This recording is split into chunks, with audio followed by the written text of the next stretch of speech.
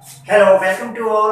हम स्टडी कर रहे हैं क्लास 12 के लिए unit first electrostatics. Electrostatics unit का फोर्थ चैप्टर कैपेसिटेंस। पिछले वीडियो में हमने कैपेसिटी ऑफ कंडक्टर के बारे में जाना, कैपेसिटी के लिए डेफिनेशन हमने जानी और उसकी एसआई यूनिट और डायमेंशनल फार्मूले हमने स्टडी किए। अब इस वीडियो में हम capacity of an isolated spherical conductor find out करेंगे। तो चलिए आज के वीडियो की शुरुआत करते हैं। एक आर रेडियस का स्फेरिकल कंडक्टर लिया है, जैसा कि यहां दिखाया गया है। ये स्फेरिकल कंडक्टर होलो और सॉलिड दोनों ही हो सकता है। ओ इसका सेंटर, आर इसकी रेडियस हमने ली, जैसा दिखाया गया है। आइसोलेटेड का मतलब होता है इसके नियर बाय कोई दूसरा चार्ज और अनचार्ज कंडक्टर नहीं है। इंसुलेटेड स्टैंड पे होगा। इसको हमने कोई चार्ज दिया Q, मान लिया let Q be the charge given to this spherical conductor. तो वो जो Q चार्ज हमने दिया, इसका मतलब इसमें से इलेक्ट्रॉन निकाले, सीधी सी बात है। तो ये जो चार्ज हमने दिया, ये इसके इंटायर सरफेस पे इस तरह से डिस्ट्रीब्यूट हो जाएगा। अब जैसे चार्ज दिया है, इसके पोटेंशियल में राइज हुआ होगा। अब देखिए पोटेंशियल कितना होगा इस चार्ज देने के बाद इस स्फेरिकल कंडक्टर का। तो ये जो सारा चार्ज है Q, जो इसके सरफेस पे है, ये इस तरह से बिहेव करेगा कि जैसे इसके सेंटर पे हमने कोई Q चार्ज रख दिया है। R रेडियस का स्फीयर है। इस स्फीयर के किसी भी पॉइंट पे इलेक्ट्रिक पोटेंशियल क्या होगा? Electrical potential at any point of spherical conductor. देखिए क्या होगा, ये Q चार्ज जो सरफेस पे वो सेंटर पे कंसंट्रेटेड की तरह बिहेव करेगा, जिसके कारण R रेडियस का होने के कारण R डिस्टेंस पे इसके सरफेस पे जो पोटेंशियल आएगा वो single point charge Q at distance R। Potential का जो फार्मूला हमने ड्राइव किया है पिछले चैप्टर में, तो वो पोटेंशियल के लिए एक्सप्रेशन थी V is equal to Q by 4 pi epsilon R। ठीक है, तो ये पोटेंशियल जैसे ही हमने Q चार्ज दिया, इसका इतना पोटेंशियल राइज हो गया है।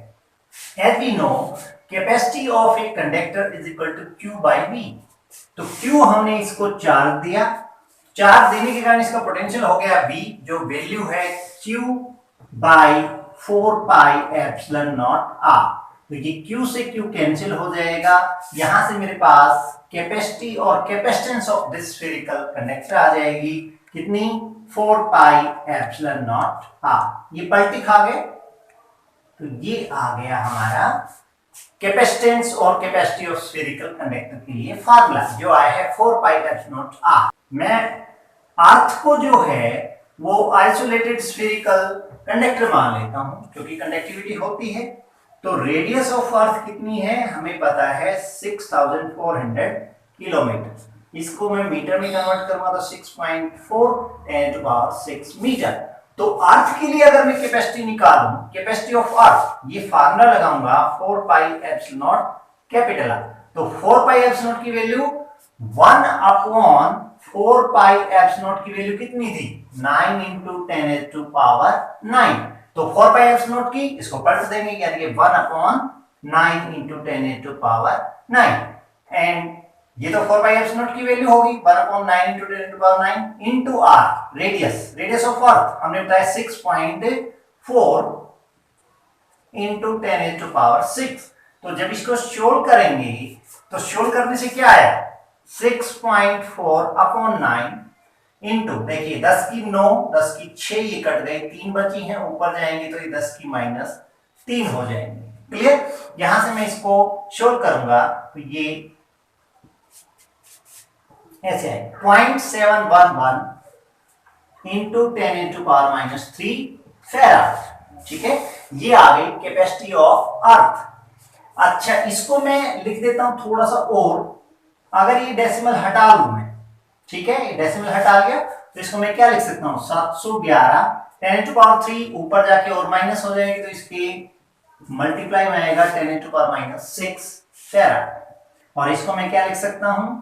711 microfarad. This is the capacity of earth. हमारी अर्थ जो इतनी बड़ी है, जिसकी रेडियस 6400 किलोमीटर है, वो कैपेसिटी रखती है 711 माइक्रोफैराड। तो यहां से आप अंदाजा लगा सकते हैं that is farad is bigger unit, much bigger unit of the capacity. अर्थ इतनी बड़ी है, उसकी ही कैपेसिटी 711 माइक्रो, यानी कि यहां से आपने अंदाजा लगाया था 0.711 10⁻³ अगर 10⁻³ को अपॉन में लेके आऊं तो 0.000711 फेराड इतनी होती, जो फेराड का कितना छोटा सा एक हिस्सा है, जो प्रूव करता है कि farad is much bigger unit of capacity. तो बिल्कुल आसान टॉपिक था, आई होप आपको ये समझ आया होगा, बिल्कुल इजी। आइसोलेटेड स्फेरिकल कंडक्टर लिया, उसको हमने चार्ज Q दिया, Q चार्ज देने से उसका पोटेंशियल Q/4πr, ये उसी तरह से हो गया कि चार्ज हमने सरफेस पे दिया है, वो बिहेव कर रहा है जैसे इसके सेंटर पे रखा हो, तो Q सेंटर पे, R रेडियस का होने के कारण इसके सरफेस पे किसी भी पॉइंट पे जो पोटेंशियल होगा, ये पोटेंशियल सरफेस की तरह बिहेव करेगा स्फेरिकल कंडक्टर, तो B आएगा Q/4πr। General formula capacity is equal to Q upon B, charge upon potential, charge Q हमने दिया था, पोटेंशियल ये हमने निकाल लिया, उससे C is equal to 4πr आ गया, जी जनरल फार्मूला आ गया। यहां से हम बता सकते हैं capacity of conductor is directly proportional to R, यानी कि स्फेरिकल कंडक्टर के लिए कैपेसिटी जो है वो उसकी रेडियस के डायरेक्टली प्रोपोर्शनल है, उसके साथ साथ एप्सिलॉन, मतलब इसका सराउंडिंग मीडियम क्या है उस पर भी डिपेंड करता है। तो हमने अर्थ को जो है एक स्फेरिकल कंडक्टर अज्यूम किया, रेडियस ऑफ अर्थ 6400 किलोमीटर, जिसको मीटर में कन्वर्ट किया, तो अर्थ के लिए हमने ये स्फेरिकल कंडक्टर की कैपेसिटेंस का फार्मूला अप्लाई करके जब उसकी कैपेसिटेंस फाइंड आउट करी तो अर्थ के लिए ये 711 माइक्रोफैराड आई, जो बहुत ही छोटी वैल्यू है, जो प्रूव करती है कि फेराड जो है अपने आप में बहुत बड़ी यूनिट है कैपेसिटी के लिए। यहाँ पे एक इंपॉर्टेंट पॉइंट और बताऊं मैं, capacity of any conductor does not depend upon the nature of material of the conductor, it depend upon the nature of medium surrounding the conductor, as well as capacity of conductor depend upon the shape size of the conductor. Conductor के shape size पे depend करेगी उसकी capacity, उसके साथ साथ उसका surrounding medium क्या है उस पे भी डिपेंड करेगी, ना कि उसके मटेरियल पे कैपेसिटी डिपेंड करेगी। मिलते हैं नेक्स्ट वीडियो में, थैंक यू।